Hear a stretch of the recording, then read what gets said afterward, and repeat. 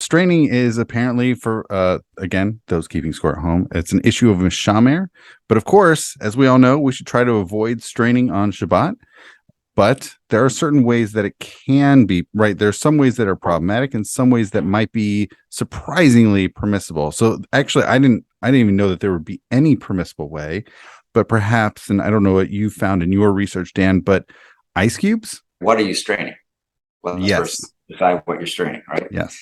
So what are you straining? So you put the various liquids into a shaker, a tin, you throw some ice in, you shake, shake, shake, and then you strain it out. And typically there are two types of strainers, but I'm familiar with the wire one. This one, it has the wire. Part of the reason for the wire is actually to catch things. And depending on what it is, it'll have what's called a guard, which is you can push it up and down, allowing more or less of the other stuff out, whether it be ice or anything else.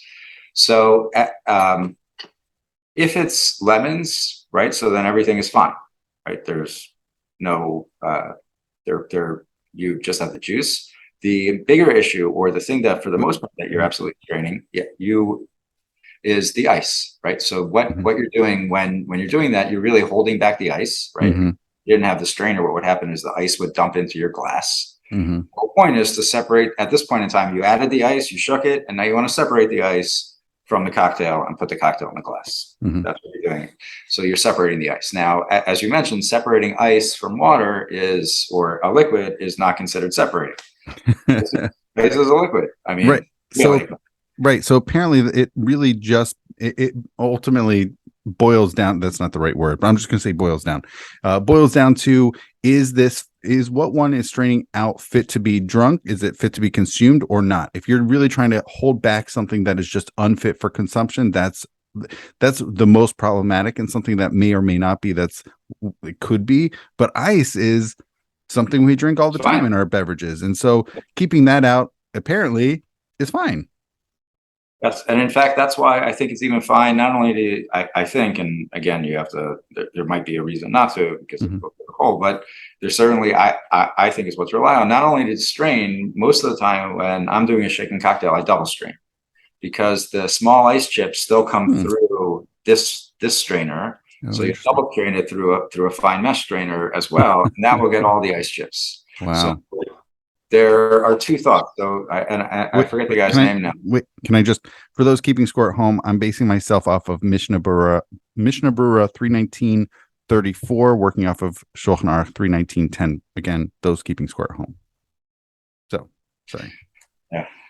No. So I was just going to say some bartenders prefer to have the layer of ice on the top, the fine layer of ice, and others prefer it to be clean. There's a Japanese bartender, and I don't remember his name now, but he specifically, he deliberately layers the ice on top of the cocktail, like those little sharp. He always wants that. But if you don't want that, so then you use the fine mesh strainer, and again, you would just be removing the ice from the drink. But this alone actually doesn't do it.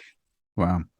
Although I think what you were saying, it does matter what you're straining out, because I think more commonly, I mean, look, ice, I think is pretty prevalent as something we strain, but it could be other things like lemon seeds, right?